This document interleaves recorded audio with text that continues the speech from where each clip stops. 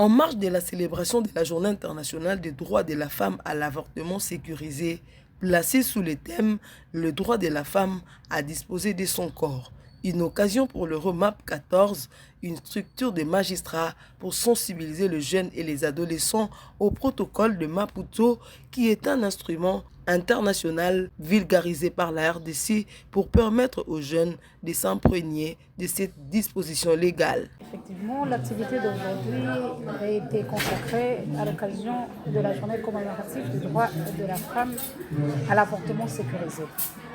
Et c'est une journée qui est consacrée au niveau international. Et la particularité, c'est qu'aujourd'hui, avec le thème qui a été retenu, c'est celui du droit de la femme à disposer de son corps. Le REMAP 14, qui est une organisation des magistrats, a voulu sensibiliser aujourd'hui les jeunes et les adolescents au protocole de Maputo, qui est un instrument international vulgarisé par notre pays, par la loi interne, et pour que les jeunes puissent s'imprégner de cette disposition légale que notre pays a consacrée à ratifier. Le docteur Michael Mboma, expert en santé sexuelle et reproductive, l'un des intervenants, explique ici la quintessence de son intervention.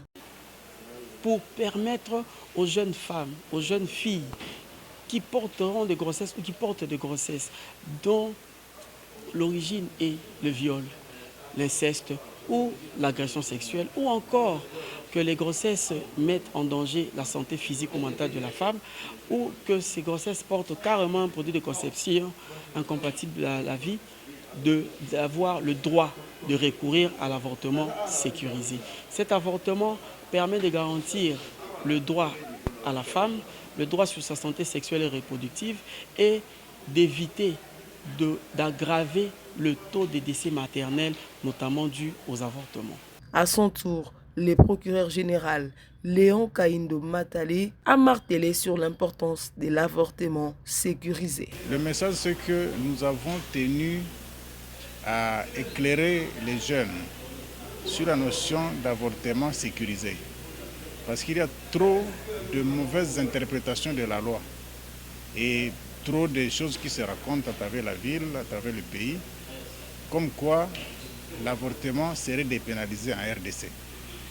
L'avortement reste sanctionné en RDC, mais lorsque le pays a ratifié le protocole de Maputo, il a accepté que certaines exceptions puissent être prises en compte pour permettre à la femme, dans l'exercice de son droit reproductif et sexuel, de recourir à l'avortement sécurisé lorsqu'il y a eu viol, inceste, agression sexuelle ou lorsque la santé de la femme est menacée, tant sur le plan physique et psychologique, par une grossesse.